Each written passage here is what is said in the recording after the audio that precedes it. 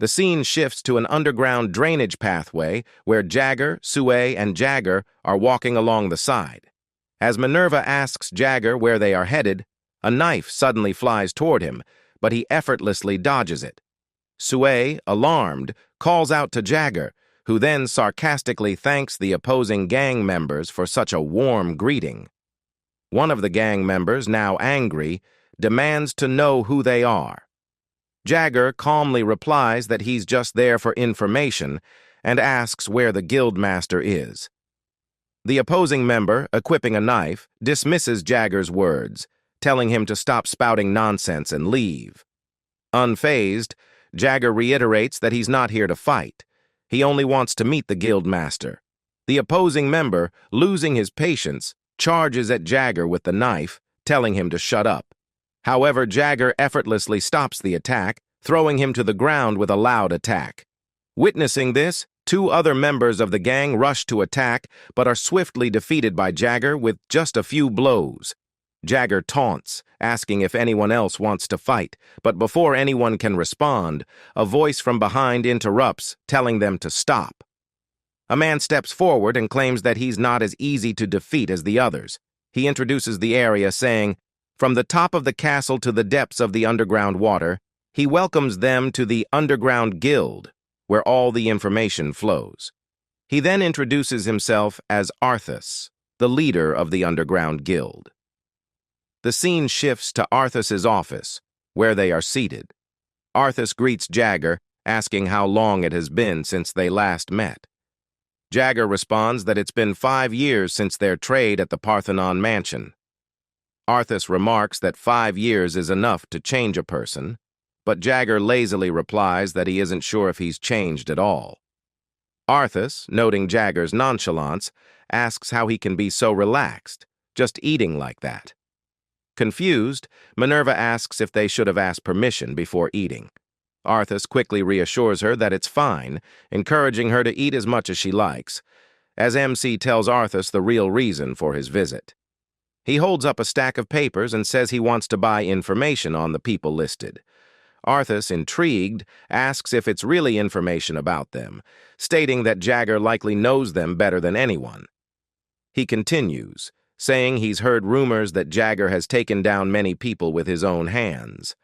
Jagger, unbothered, dismisses this as nonsense, but Arthas points out that many believe it, so there might be some truth to it. Arthas then reveals that the people Jagger is asking about are the dogs of the underworld, those involved in illegal activities like human trafficking and prostitution. He asks Jagger if, as the warrior of doom, he's aware of the horrors these people commit.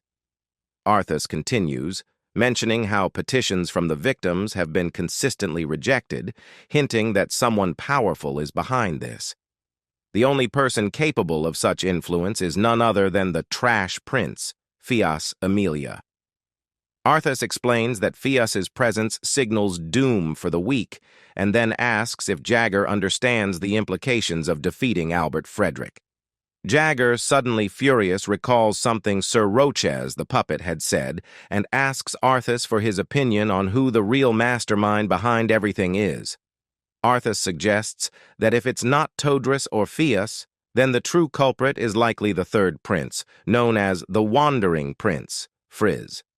Jagger thanks Arthas for the information and stands to leave. Arthas, somewhat surprised, asks if Jagger is leaving already. Jagger replies that now he knows how to move forward. As Jagger departs, a mysterious man with glowing green eyes approaches Arthas.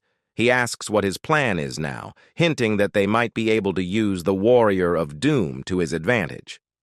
The person, however, states that Jagger is a threat to the country's future, and he intends to eliminate him tonight. The scene shifts to Jagger's room at the castle, where he is asleep. The person sneaks in through the balcony and quietly approaches Jagger, drawing his sword. Just as he strikes, his attack is intercepted by Roches. Roches commends Jagger, saying his instincts were spot on, as he had anticipated an assassination attempt that night. Jagger quickly counterattacks, catching the person off guard. As the fight continues, Jagger notes that he has a shallow sense of cutting but is skilled with a sword. Roaches warns him to surrender, stating that escape is impossible. In response, the person leaps out of the window and disappears into the night. Frustrated at the missed opportunity, Roaches orders the guards to catch the culprit. As the commotion dies down, Jagger notices some threads lying on the balcony. He picks them up and, deep in thought, realizes he might have just found a critical clue as he's finally caught the trail leading to the truth. The scene shifts to a hallway where a female police officer, Raina, knocks on a door, announcing herself and asking for permission to enter. Once inside, she is welcomed by Princess Laurelai, who inquires about what happened. Raina apologizes, but the princess reassures her that it's okay and asks if she's feeling well. As Raina begins to reply that she's fine, the door suddenly bursts open and Jagger storms in, thanking Raina for her guidance. Raina, now angry, warns Jagger, reminding him that this is the princess's chamber and that no matter his status as a knight, such rudeness is punishable. Ignoring her scolding, Jagger addresses the princess, saying they need to discuss the murder cases. He adds that he had originally suspected Tawdris, Pius, or even the Wandering Prince, but now believes it was someone else entirely. The real culprit is Princess Laurelai herself, the so-called Tangnyo. Laurelai remains calm and asks if Jagger has any proof. Jagger pulls out some threads and explains that they were found on him after his fight with an assassin. He points out that these threads are made of the same material as the royal guard's clothing. Though he admits that alone isn't enough evidence, he adds that the saber-toothed tiger's sense of smell is far superior to a tracking dog's, and one thread was all it took for him to find the truth. Enraged, Raina draws her sword and curses Jagger, demanding if he realize the gravity of the situation. Before she can act, Laurelai orders her to stand down. Despite Raina's resistance, Princess Laurelai calmly asks Jagger if he's uncomfortable talking while standing and offers him a seat. Jagger agrees, and once they're both seated, he gets straight to the point. Why did Laurelai start assassinating nobles? What did she have to gain from it? Laurelai calmly replies that the nobles were villains who deserved to die. Jagger acknowledges this but presses her on why she took action when there was no apparent personal gain. Laurelai elaborates, explaining that as her wedding day approached, Tawdris and Pius were planning to sell her off to aristocrats. She didn't care how corrupt or old they were, but if someone only sought power by using her, that was unacceptable. When MC asked if the king turned a blind eye to this, Laurelai explained that in this world, strength is everything. The strong hold all the power, and someone as weak as her couldn't expect the king's help. So she took matters into her own hands. By donning a dress she detested and wearing a peculiar smile, she earned the label of Amelia's Tangneo, allowing her to escape the clutches of the nobles. Jagger asks what any of this has to do with the murders. Laurelai recalls a time when MC had told her that if she didn't like something, leaving might be the best solution. Laurelai replies that since she couldn't leave, she decided to transform the world around her into a place where she could survive. She goes on to explain that when she introduced Freezered Olivani, the nobles who opposed him were met with disbelief. With the support of incoming nobility, they were able to deal with the corrupt aristocrats. Jagger interrupts her, questioning if she's romanticizing her actions, pointing out that in the end, it was all for her own survival. Laurelai admits that she can't deny that. Suddenly, she gets up from her seat and kneels in front of Jagger. Taken aback, Jagger asks what she's doing. Laurelai, with a serious expression, confesses that while her actions may have started as a way to survive, she is now genuinely concerned for the country and its people. Raina, alarmed, tries to intervene, but Laurelai stops her. Looking up at Jagger, Laurelai pleads, saying she doesn't ask for much. If Jagger could turn a blind eye just this once, she would do anything. Jagger, intrigued, gently holds Laurelai's face and asks if she truly means anything. Laurelai solemnly confirms this. Suddenly, the sound of footsteps echoes from the hallway. Roaches bursts into the room, ordering the guards to halt. As to see Reyna lunges at Jagger, but he swiftly blocks her attack. Jagger taunts Roaches, saying that he arrived later than expected, to which Roaches replies that Jagger acted faster than anticipated. Roaches then declares that they will take it from here and announces the arrest of both Royal Guard Reyna and Princess Laurelai Amelia on charges of injuring an aristocrat. As Jagger approaches the investigation room, he is stopped, as the guard asks what he is coming here for, to which Jagger replies that it's just for a simple meeting. The guard states that he's not allowed to have a lengthy talk and tells him he may enter. As Jagger enters, he sees Laurelai sitting in the room full of darkness. Laurelai asks why he is there and if he has come to laugh at her. Jagger says that's not the reason, and that he is here because he has an offer. He then whispers something into Laurelai's ear. The scene shifts, and Jagger is exchanging blows with Mr. Frederick. Frederick grabs Jagger's arm and rotates him to strike from behind. Jagger falls, and Mr. Frederick comments that Jagger's swordsmanship is a way to compensate for the lack of mana through refined and efficient movements. However, it seems Jagger's mana is significantly lower than others, so this method might not be as powerful for him. Jagger agrees, saying that's correct, which is why he's working hard on learning Brother Drake's fighting method. He explains he doesn't plan on abandoning his own approach, but appreciates the fusion of Brother Drake's technique. As Mr. Frederick laughs, Jagger says sparring with him is fine, but there is something he needs to say. Mr. Frederick mentions that he has a story about Drake. In the past, Drake headbutted his father, and Frederick scolded him, saying that such behavior was beneath his dignity. He questioned how Drake could call himself a knight of Frederick with that kind of behavior. Drake responded that dignity doesn't matter in a fight. Only winning does. Frederick got angry and asked what Drake was thinking when he left the family. Drake said it was sufficient for him and asked if he should take Shadow, just as promised.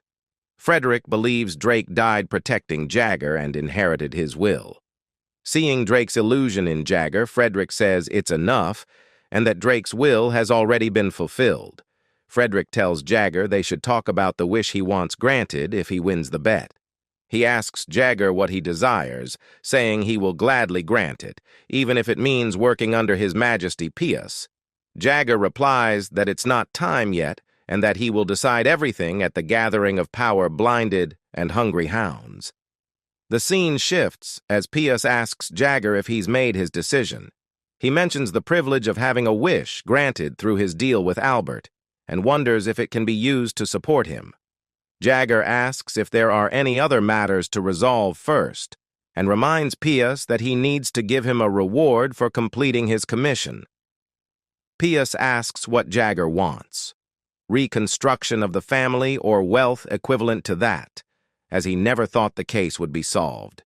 Jagger says he only has one thing in mind, glaring at Pius. He wants to stop all the weapon best store deals in the Amelia Kingdom. Pius, furious, asks what Jagger means. Pius explains that the Argo family holds power over weapon distribution across the continent, but Jagger states that they were the ones who sent the machinery to assassinate him. He is sure Pius is aware of their creed. Pius, thinking over the situation, wonders what Jagger is planning by wanting to get rid of the weapon best. He agrees, saying that a contract is still a contract, and he will try his best. However, Pius thinks to himself that he will deal with it later when the time comes. Jagger asks for another request, but as he's about to say more, Pius interrupts, telling the condemnation hero that getting rid of the weapon best is already crossing the line. He asks if there's anything else Jagger wants. Jagger asks if it's necessary to end the War of the Throne. There is something else he needs. He heard that Laurelai Amelia's trial is going to be held in 3 days, and asks Pius to gather all the nobles of New Temion there, believing that the stage for the throne should be as glorious as possible. Pius smiles creepily, stating that he can finally defeat Brother Todris and sit on the throne. He believes that once he becomes king, the weapon business will be nothing. Standing up, Pius says he's made his decision and will grant what Jagger wants. He also says that once he becomes king, there's nothing he can't do. Until then, Jagger can rest. From behind, Minerva asks if he's done, and Jagger agrees. Minerva remarks that it was quite a lengthy conversation and comments that Pios is really a bad person, hiding his malicious intentions behind kind acts. Jagger agrees, saying Minerva has better insight than he thought. Soe asks if Jagger really intends to do what he said, or if he has other plans. Jagger answers that it wouldn't be fun if he told them, which annoys the two girls. Jagger smiles, saying that when the actors enter the stage, the story of those who dragged him into this mess will come to an end. As the soldiers are raiding the weapon shop, Kevin asks, "What on earth are they going to do?"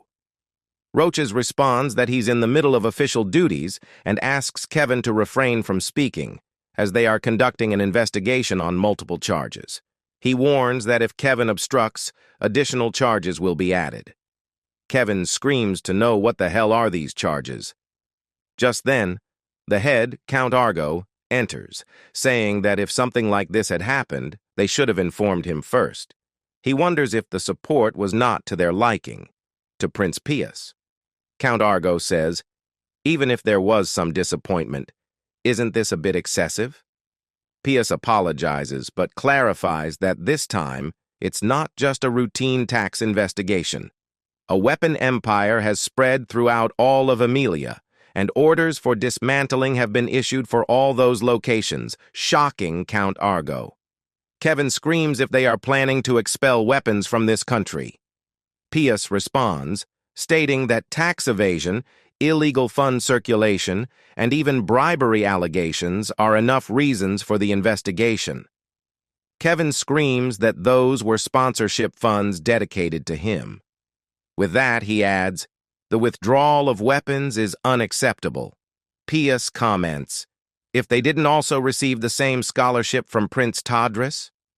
He explains that they are in the middle of a tightrope walk, determining who will become the king, and there are more allegations, such as exploitation and fraud against different races. Is that also denied? Pius notes that it's a well-known fact that the weapons business has grown by exploiting others. Pius then asks Lord Argo what he thinks for Count. Argo replies that merchants have their own survival methods. Pius retorts, if that's so, then what about the attempted assassination of the hero? Kevin bites his tongue.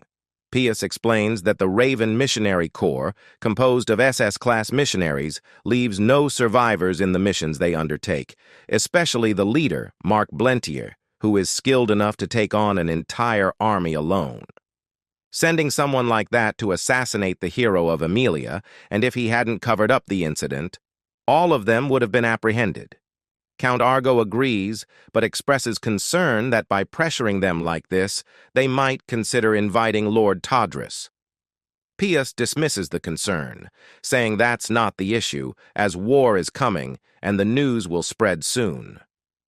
Kevin screams, calling this nonsense, adding that Lord Pius's influence is weaker than Lord Tadris's. Count Argo asks his men to quietly take Kevin to a secluded place, to which his subordinate abides. As Kevin screams for a moment to be given a chance, Count Argo apologizes to Prince Pius, explaining that Kevin was just expressing frustration and asking Pius to consider it a sincere apology. Pius, considering the apology, forgives him and asks him not to dwell too much on this incident. Once he becomes king, everything will return to its rightful state. The scene shifts as Count Argo asks his son he's once again showing a disappointing side, stating that they are knights, not murderers who use assassins. Kevin asks if he did anything wrong by disrespecting the king and wanting to punish the scandalous one who stole the goods. Count Argo says that what the condemnation hero did was an assault on them, but it was his own fault for not confirming that the merchandise was a cursed sword. He concludes that doing business with him may not be suitable, and cries out, saying he just wanted to be recognized by his father. His subordinate tries to console him, saying that the Supreme Lord did this out of love for him. Kevin curses the hero, the cursed sword, and everything, blaming it all on them. He vows that this won't end here. Kevin asks his subordinate if they have another cursed sword. The subordinate directs him to a chained sword as he hesitates, warning that if things go wrong, Kevin will be in trouble. Kevin dismisses the concern, demanding they proceed quickly. He orders the subordinate to hand the cursed sword to a suitable missionary and to call someone over. He explains that they will argue, and in the end, the missionary will be defeated. Sacrifices will be inevitable, but once the cursed sword is sealed, it will be over. The subordinate warns that without the guardian gloves, someone might get possessed, so he asks the younger members to stay back. But as the cursed sword beckons, Kevin draws near. The sword promises to grant him the power to consume everything and fulfill all his desires. The subordinate tries to stop him, but Kevin wields the sword. The sword promises to fulfill all his desires until death claims him. As Kevin gets possessed, he is urged to kill, long for power, and consume everything. Kevin, confused, wonders what has happened. Suddenly, a girl is summoned out, introducing herself as Artemis, the Sword of Desire. She declares that she will be with him until he turns to ashes, as Kevin bows down. As Laurelai and Raina are dragged out into the streets, Roaches announces that for the past few months, someone impersonating the condemnation hero has been spreading fear in New Temian City, and the culprit behind the noble serial murders has finally been revealed. The perpetrator is none other than the royal guard, Reina Similio. As Reina curses them, saying they know why the princess did and why. It is then announced that the mastermind is Princess Laurelai Amelia. Laurelai thinks that she has no regrets about being in Reina, and using the condemnation hero were all things she did for herself. But as she ponders, a girl appears before her, offering flowers. Laurelai cries out, realizing that she was right. The people are praying for the princess as she wanted to protect them. Laurelai smiles, thankful for the people's support. Just as she is about to accept the flowers, a soldier crushes them with his weapon, and Roaches states it's time to depart. Laurelai thinks that under these circumstances, she cannot step back. Her fate, as well as the future of the people of this kingdom, she entrusts to signature Jagger. When they are presented before the king, the nobles vote that Prince Todris should become the new king. However, they believe the authors don't know the current trend, which favors Pius. Rumors suggest that not only the condemnation hero, but even the warrior Albert has aligned himself with Pius. That's why Prince Todris sits with a strained expression on his face. The king silences them, asking Laurelai why she has caused such an interesting incident. Laurelai replies that it was merely about cleaning up the pests who defy the country. She adds that killing corrupt nobles who betray the kingdom is a service, and if it's for the people, she is willing to commit multiple murders. From behind, Pius interrupts, saying she's just a murderer. He claims that if he hadn't solved the case, more victims would have followed, and Princess Amelia's reputation would have been tarnished. Pius seeks public opinion, and the nobles agree to condemn the noble murders and praise Pius. Pius, feeling delighted by the cheers as he enjoys them as with his achievements, asks the people to witness his might. Shout that he is the true ruler, worthy of the throne. He recalls a moment from his childhood when his mother consoled him after he cried. He had asked why he couldn't even share a meal with his brother and if it was because of his hair color. His mother told him to seek the king's, the majesty's words. The strong have everything, and Pius agreed. From that moment on, Pius decided that if he wanted something, he had to become strong enough to claim it. Pius turns to Jagger and asks, what are his thoughts? He has heard that he has something to say about this case. Jagger agrees, responding that he has an important story to tell everyone. Pius thinks that he is keeping his promise, and with Albert by his side, loyal to him in this position, Jagger walks forward. As he approaches, Pius shivers, unsettled by Jagger's creepy smile. Jagger points at Todris and Pius and declares, Todris Amelia and Pius Amelia, these men are the damned pastors that will never exist in this world again. The entire crowd falls silent for a moment before the nobles begin screaming and cursing at Jagger. They ask if he thinks he's fearless just because he's been hailed as a hero. The king silences them and asks Jagger to continue. Jagger then reveals a list of the victims of the recent murders and the nobles who were targeted for future killings. Among them, Hanswin had kidnapped and forced women in his territory into prostitution, and Ophelia Whitro had implemented usury among the residents, selling them to human trafficking organizations. Jagger adds that these criminals had one thing in common. A percentage of their earnings was used to cover up their crimes. "Isn't that right?" he asks the Tadris. He goes on to say that princes led corruption and the princess eradicated it. Who then is responsible for tarnishing Amelia's honor? Payas shouts that it's all a conspiracy and that insulting the royalty of their nation like this is unforgivable, while Tadris insists that the princess simply committed murder and there are no witnesses to prove her innocence. But then Albert interrupts, asking, "Do they need a witness?" As he speaks, the nearby nobles are shocked. Albert directs their attention to the noise outside. The people are screaming for the release of the princess, hailing her name. Jagger says, "These people have gathered to prove the princess's innocence." Do she remember what he said? Laurelai was confused as she asked, "What does that mean?" Jagger responds, "Ascend to the throne." He tells Laurelai that it's her responsibility to carry this burden and ascend to the throne. That's the price she will pay for her sins. In the present, Laurelai asks, "Could it be that he is behind all of this?" Albert steps in and declares that from now on they pledge to protect Princess Laurelai Amelia. He swears it. Laurelai, still hesitant, asks, "Why? I'm just a murderer, that's all." But Albert and the others continue to call for her, hailing her as their princess. Jagger bows before Princess Laurelai, and touched by the support, she smiles. The king approaches her and tells her that she no longer needs to be afraid, to which she complies. The king then says, "A king doesn't need to be exceptional, nor does he have to be the eldest son, and it doesn't necessarily have to be a man. However, the king must be strong." As with the cheers of the people and the king crowning her, he states that it seems that she is the strongest among them.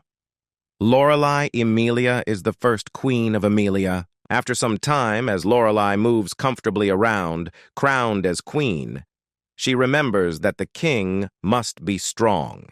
She must become the sun that rises above everyone and looks down on the world. When withering people pray toward the sun to uphold the kingdom, they must turn a blind eye to certain discontent. The stronger one becomes, the lonelier one will be. Not to forget, under the king's throne, there is always flowing blood. King Winston asks his daughter if she can become such a being. But Laurelai declines, saying that in Amelia, which she rules, blood will not flow. If her father is a sun shining from above, she will raise him from the depths.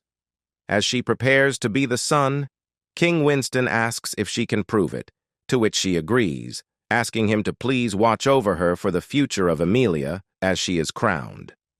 In the present, Raina enters to say that it is time.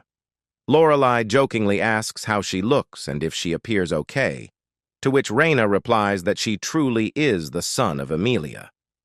Laurelai warns that if they do not hurry, they might miss it because it's that person. Raina adds that if it's that person, he will probably be leaving. Laurelai feels touched thinking about Jagger, who, along with others, is outside preparing to leave. Jagger asks if everything is packed, and since the work is done, they must move as planned. Sui inquires why they are leaving in such a hurry, to which Jagger responds that he's trying to avoid getting involved in troublesome matters. Sui asks why he is acting like this again, and then turns to Minerva, asking if she is going to just stay like that as they move out. Jagger encounters the princess, who asks if he plans to leave without even saying goodbye. She insists that it is not time yet. Taking the crown, she states that they still have to hold the coronation ceremony properly. Sometimes she wonders what will happen if this crown becomes too heavy for her. She also expresses a desire to be free like him. Jagger finds this absolutely ridiculous, reminding her that she started this, so she must take responsibility until the end. This makes Raina angry, asking how he could be so impolite to the princess. Laurelai assures them that it is okay, but asks Jagger to please take responsibility as well. Jagger questions what this means, and Laurelai replies that she followed him because she admired him for condemning the corrupt nobles. Therefore, he too must take responsibility for what he started. Jagger bluntly states that he will take responsibility, which embarrasses Laurelai. He adds that if she changes, he will come back to condemn her, to which Laurelai says she understands. As she gives him a letter, she asks if he is in the middle of completing the quest to Sigmare. She took on the quest to Carbon, but she did not think he would be paid for it. Jagger mentions that he is careful not to inquire about debts. In any case, he will accept it gratefully. Laurelai offers to give him more than he asked for, but Jagger feels creepy vibes around her as Zoe and Minerva stare at her. Laurelai screams that it is nothing. Jagger reflects upon Laurelai, stating that this is bland, and her haircut suits her well, which embarrasses the princess. She falls, smiling at Jagger as he walks down. Jagger asks Minerva if she has been in a bad mood since morning. Minerva cries out, asking why he always fights with Sui and leaves her out. Jagger questions if she will stop, and Sui informs Jagger to understand that the dark swords are always connected to those with whom they share a bond. If they separate from Jagger, they feel anxious and lonely. In other words, her sister is lonely. Minerva cries out that it is a lie, insisting she is just feeling frustrated. Jagger comments that she has some cute aspects as well, patting her on the back and telling her that if she feels lonely, she should tell him. Sui and the others come in, asking for a hug and stating that they feel lonely, so they will be with her. As Jagger and company leave out as Minerva shouts, saying not to misunderstand, she is just by his side because she can eat for free, which is why she sticks around, but Minerva bumps into Jagger, and she asks why he suddenly stopped. Jagger realizes that this quest is related to the Carr Isnabels. Zoe mentions that if it is Carr, the one who found her, should he at least greet them? Jagger advises that it is better not to, saying that Bud Dad is a creepy one. The scene shifts to the battlefield, where a girl ensures that the preparations are done as the person walks among the corpses of numerous people. He states that they shall go for justice, and Jagger comments that he is totally crazy. The scene shifts as Carr confronts Viscount Philip Jamis, declaring that he has committed a sin by immersing himself in magic and conducting experiments on the realm's inhabitants. Carr, the warrior of justice, proclaims that he will execute him. Count Philip laughs, saying that it is ridiculous. He asks Carr comments about its ridicules and if he truly thinks that the 5 great heroes would protect him, as he injects something into his lackey. The bulky person transforms and evolves into something monstrous, unleashing upon Carr as he crushes the ground with his punch. Count Philip then orders the beast to go forth and show his true strength to the hero who dares to invade his territory. As the mutant dashes towards Carr to slice him, Carr, using his spear skills, easily penetrates him.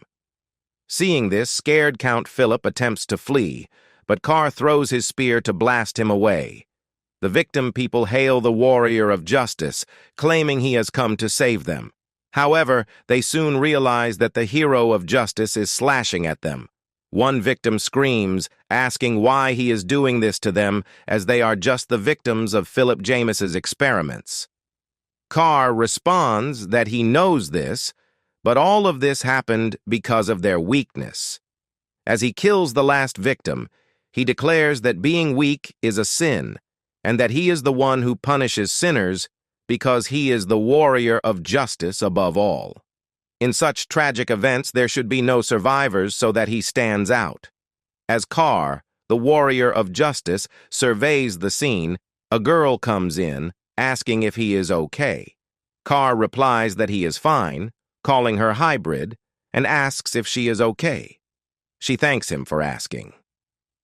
Carr notes that there seem to be no survivors after all, and he mentions that by the time he discovered it, it was nothing but a tragic accident.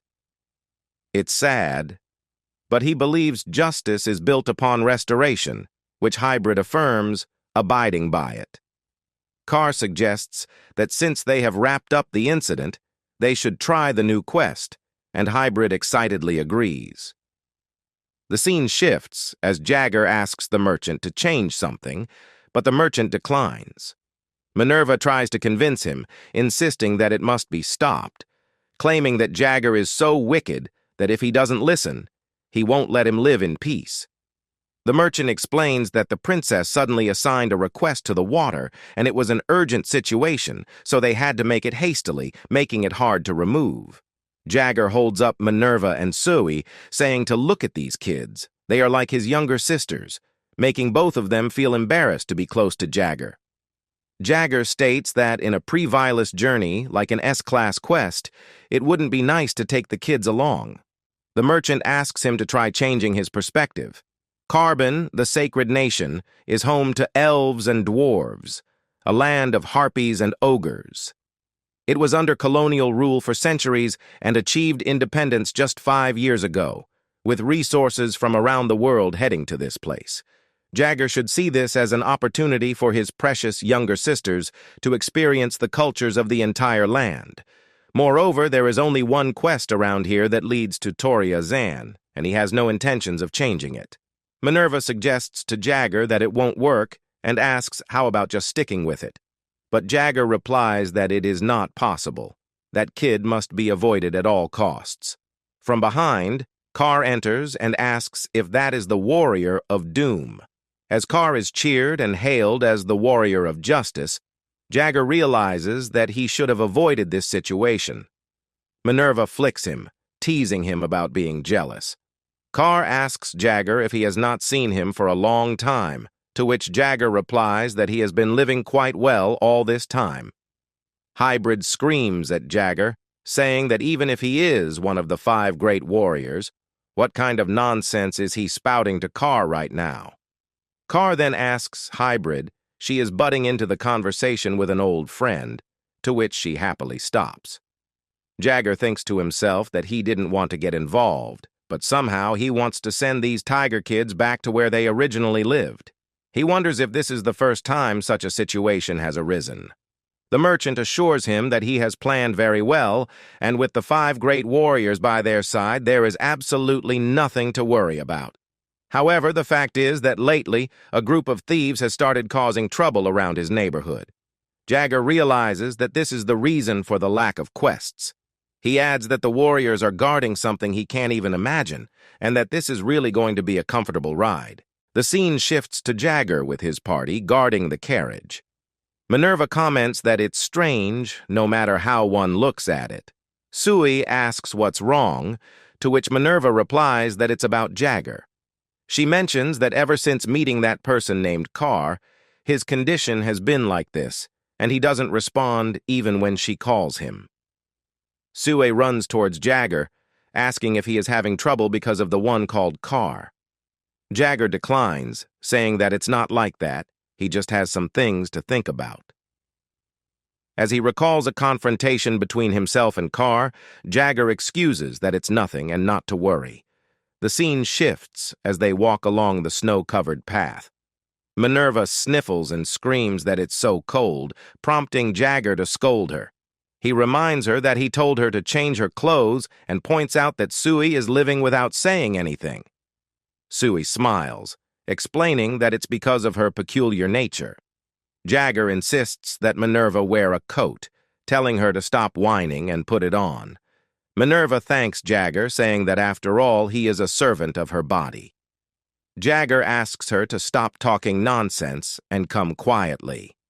As they reach the carbon borders of the neutral zone, the atmosphere is quite pleasant, and the adventurers are enjoying themselves. Minerva states that she feels alive and asks if this is the place called Carbon. Jagger responds that no, this is a new neutral zone near the border. Carbon's sacred kingdom is a country established by races that were persecuted by humans. Elves, dwarves, harpies, orcs, werewolves, and other races make up the majority, and they have maintained a state of caution for hundreds of years to ensure they never live as slaves to humans again.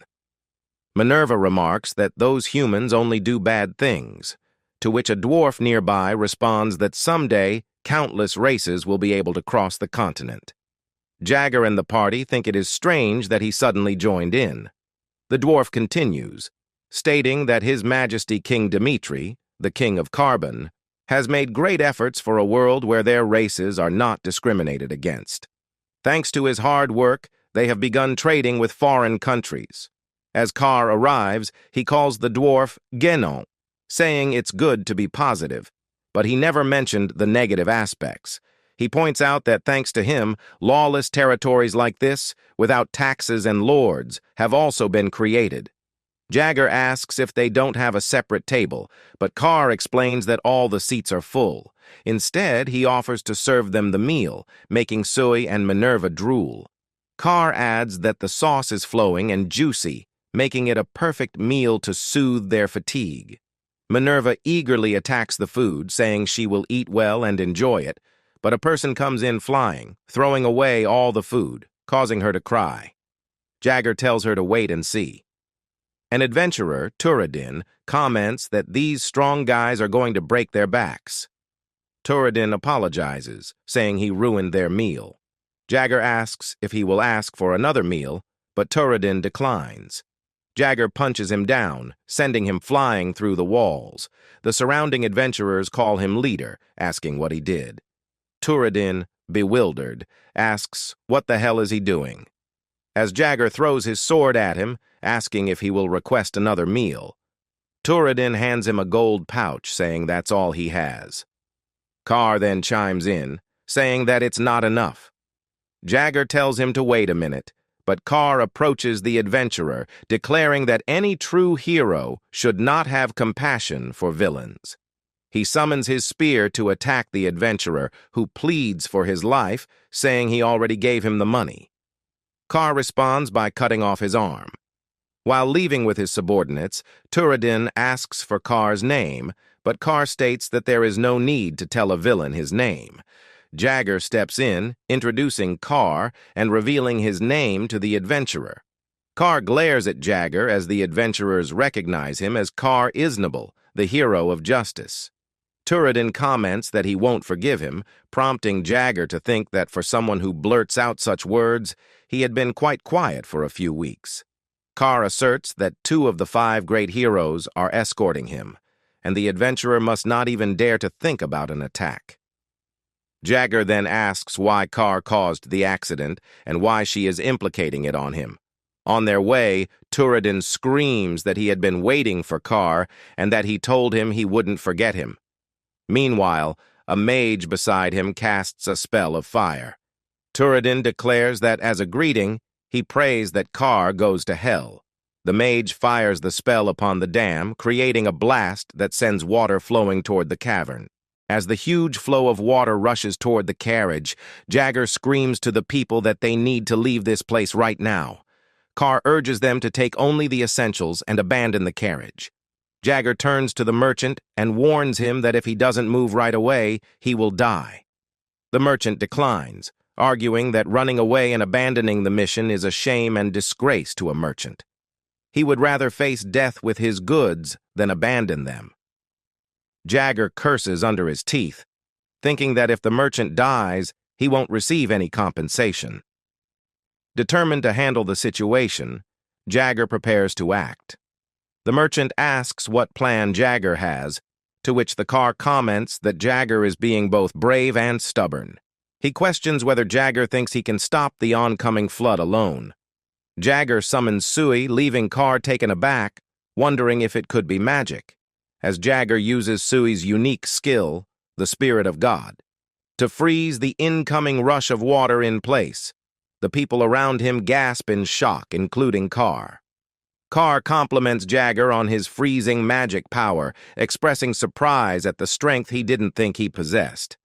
Jagger curses himself for being caught using the cursed sword, thinking that this is not the time to worry about it. Carr then asks if the power was obtained through unfair means, warning that he will execute him immediately. However, the merchant interrupts to compliment Jagger, stating how amazing he is, as he never thought that a hero of condemnation would possess magic powers. He thanks Jagger for saving his life. Jagger reassures him, urging him to take his belongings and run away immediately. The merchant asks if the hero has stopped the flood, but Jagger points out the people who are about to attack them. The merchant curses as he tries to run away. Carr reminds them that, as he said, the situation is not favorable, and they will talk later. Jagger responds that instead of wasting time on unnecessary chatter, they need to handle what he has caused properly. Turadin asks questions about why they only kept the carriage and threw away everything else behind. He signals the mage, who begins casting a spell upon the carriage. Jagger notices this and uses his explosive step to reach the spot, slicing the spell in two. Suddenly, a person wrapped in a blanket falls from the carriage. Jagger catches her and asks if she is hurt. Upon seeing her hair and face, Jagger thinks she looks like she has expensive jewelry, luxury cosmetics, and a scent of fine perfume. The girl affirms that she's fine. Realizing that she is an elf, Jagger thinks she seems like a noble from Carbon. He comments that he just did what he had to do, contemplating whether she was hiding her identity to avoid being targeted. The pursuers soon recognize that she is an elf and think that if they capture her, they will make a fortune. One of them comments that they say elves are the most valuable these days. As Jagger shivers from the recoil, Jagger realizes that he has no mana left due to using consecutive skills and techniques. His body is exhausted, and he can't use the cursed sword because of the elf. Coming to a realization, he decides there is no other way and runs away while carrying the elf. The pursuers curse Jagger, ordering their men to catch him, but a sudden attack blocks their way. Carr remarks that if the hero of condemnation can't handle something like this and tries to escape by leaving the battlefield, he has overestimated him. After dealing with the attackers, the merchant tells the elf that he will escort her, the noble guest, this way. The elf peeks at Jagger, thanking him for his help. Jagger replies that it's nothing, but just then, Sui comes running, calling out to him, asking if he is safe. Jagger assures her that they are safe as well.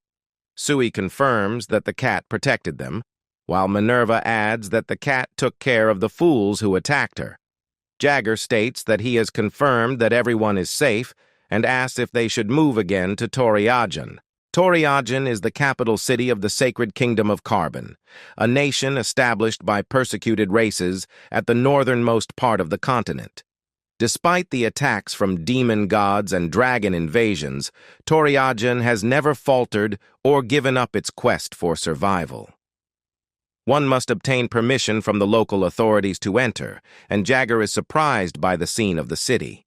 Sui comments that they have finally arrived. As Jagger pats them on her, he acknowledges their excitement, but urges them to calm down, reminding them not to shoot around recklessly and to behave, especially since most of the Carbon race are hostile toward humans. However, Minerva runs off, making Jagger angry. Minerva points out a large creature, saying it is so huge, while another one is small, and then she comments that the other one is fluffy, touching it and saying it feels good and is more adorable than a cat's tail. The wolf stares at her, asking what she thinks she is doing, daring to mess around with a human subject so carelessly. Minerva, undeterred, replies that the wolf looks like a foolish puppy and warns him to remember who her servant is, the infamous condemnation hero. If he doesn't want a sleepless night, he better not touch that tail. The wolf becomes hostile, questioning who the hell he is. Jagger explains that the title of condemnation hero is mostly a symbol of fear limited to the Amelia kingdom. The wolf comments that it's quite a grand title for insignificant humans like them, ordering them to stop babbling and get out of the way. He pushes Zoe aside, but Jagger barely saves her, asking if she's safe. Jagger then tells the wolf that he understands his dislike for humans, but he can't just go around touching them without permission. The wolf curses him, screaming that it has always been the humans who touched and provoked them first, and this time they took away their children. Jagger replies that he doesn't know what the wolf is talking about. However, the moment he draws his weapon, it will no longer be a mere fight but a battle. As he unsheathes his blade, the wolf senses the aura emanating from it and questions how he can emit such a level of aura. The wolf charges at Jagger, who readies his sword, but just as they are about to clash, a huge figure comes between them, crushing the ground to stop the confrontation. Ganan, the dwarf, says that enough is enough and that there seems to have been a misunderstanding between them. Jagger realizes that this is the dwarf that was with Carr. The wolf questions why Ganan is protecting the humans, calling him by his name. Ganan explains that he is a person with a verified identity and asks the wolf to consider them as his guests and just move on. The wolf frowns but eventually steps back, warning the humans not to play around in carbon. The moment they let their guard down, countless fangs will tear them apart. Jagger notes that this is quite a harsh and furious greeting, to which Ganan responds that he wants to clarify things and introduce himself properly. He states that he is Ganan, the leader of the Stone Guild and a comrade of the Hero of Justice. He explains that these days, the human trafficking organization is quite active, so everyone is sensitive to humans standing out too much in Toriagen, where sentiments toward them are not good. It looks like they need a local guide. As the scene shifts to the past, Ganan is surprised that the condemnation hero is a user of the dark spirit. Carr confirms this, asking Ganan to keep an eye on him while in carbon. Hybrid comments that even if Jagger wields a cursed sword, he might go crazy. Carr adds that his eyes cannot be deceived. That was definitely the cursed sword, and he doesn't know how Jagger can hold it and still maintain his sanity. Ganan explains that even if he wields the cursed sword, there are variations in how individuals are dominated. Carr states that the moment Jagger falls under the sword's control, he will subdue him. It's regrettable and shameful, but for the sake of justice, there is no other choice. Ganan agrees to investigate the cursed sword further, and as Carr mentions that he will also look into it with Hybrid, he asks Ganan to watch over them and the sentiment of the Hero of Justice in the present. In the present, Ganan remarks that it was fate they met like this and suggests they stay at his home to save on expenses. Minerva chimes in, saying he is a noble dwarf who knows how to treat guests. Zoe expresses gratitude, asking if it's really okay. Jagger insists they are fine and doesn't want to be a burden. He is cautious about accepting hasty kindness and favors. Minerva screams that if this is the case, won't they end up going to a cheap hotel? Zoe reassures Jagger, saying it's fine, but she thinks the cats need a bath as they are just waiting in the corner. Jagger frowns and finally concedes that they will stay for just one day.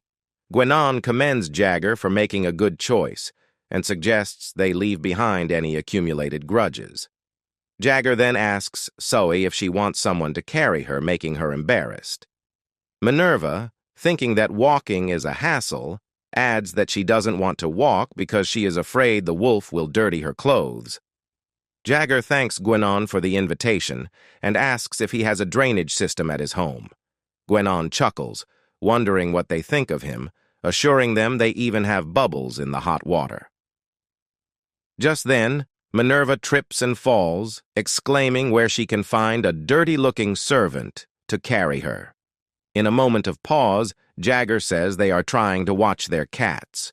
Ganan mentions that if he can bring in a spirit to his house, it would be an honor. Minerva, feeling ignored, bites Jagger, insisting that she wants to be carried too. Jagger screams at her to stop talking so much, just walk, and not bite him. He then asks Zoe to stop laughing and help him with this. Jagger asks Ganan if they aren't leaving yet. Ganan replies that he will be there soon, thinking that if Jagger is really a user of the cursed sword, This would be the Ganan as bringing a time bomb into the house. He realizes that the hero of condemnation might be a man more dangerous than they thought. He hasn't told Carr before, but there is another way to use the cursed sword without going insane, and that is if the signature Jagger is a demon. Upon reaching the place, Jagger says that he heard earlier that Ganan is the leader of the Stone Guild and asks if he is the leader of the clan. Ganan replies that it's an honorary position and that he's just an ordinary dwarf. As he opens the door, he welcomes them to the territory of the Stone Clan. Jagger inquires if all the dwarves live underground, to which Ganan responds that it's a tradition passed down for generations, and by the way, he doesn't even know how many tunnels like this exist. As he knocks on the door, calling out, "Darling," and for Ares, announcing her daddy is here. A girl responds that he has been through a lot. Jagger compliments Ganan, saying that his daughter is cute, to which Ganan clarifies that she's not his daughter, she's his wife. Jagger is quite confused. Ganan observes that it seems like it's the first time he has seen a small dwarf, although she may look young from a human perspective. According to dwarves, she's definitely an adult. Behind her, a little girl appears and asks who is there. Seeing this, Ganan runs toward Ares and hugs her, introducing his daughter and exclaiming that she is the cutest in the world and that his darling Ares has grown so much. He asks if he shouldn't give her a hug. Ares tells him to shave first and then come back. Ganan laughs, saying that this is his daughter Ares, and asks how she is, mentioning that she is indeed cute as Ares introduces herself. Minerva greets her, and Sui expresses that she's glad to meet her. Ganan senses something from the bell as he moves upstairs, stating that it's impolite to leave guests waiting, so let him show them the room they will be using. As he opens the door upstairs, he announces that they can use this room. Minerva runs out, exclaiming that it's a bed and a proper one at that. Jagger thanks Ganan, saying he will make sure to use it quietly. Ganan urges them to consider it his own home and feel comfortable. After leaving, Jagger comments that Ganan still likes to exercise caution. Sui reminds him that this is the capital of the country and that there should be some concerns. Jagger asks Minerva not to be so happy or get too attached since it's just for one night and advises her to use whatever is inside carefully. Sui screams at Minerva not to cause trouble. As to see Minerva already creating a ruckus, Jagger punches Minerva, saying that she's already making a fuss before he even finishes talking. Minerva screams back at Jagger, calling him a damn fool and claiming she can't bear it anymore, ordering her minions to attack. Diablo, Mammon, and Ishtar tackle him and throw him out, as the meows punch Doe and Jagger. Minerva comments that it's their victory. Jagger asks when these little kittens grew so big and why their names are like that. Zoe explains that Diablo and Mammon are devil names, and Ishtar is a goddess. She adds that if Minerva is going to name them, at least give them some consistency. Jagger agrees. Minerva insists that's just how her heart feels, and while she knows it's fine with him, what about the kittens? Sui states that if Minerva said it's okay, that would be a lie, and it seems quite sad. Minerva retorts that at best, they are just superficial beings, so she doesn't care. Sui asks if she can be honest. Minerva frowns and moves aside, saying that they are not that weak.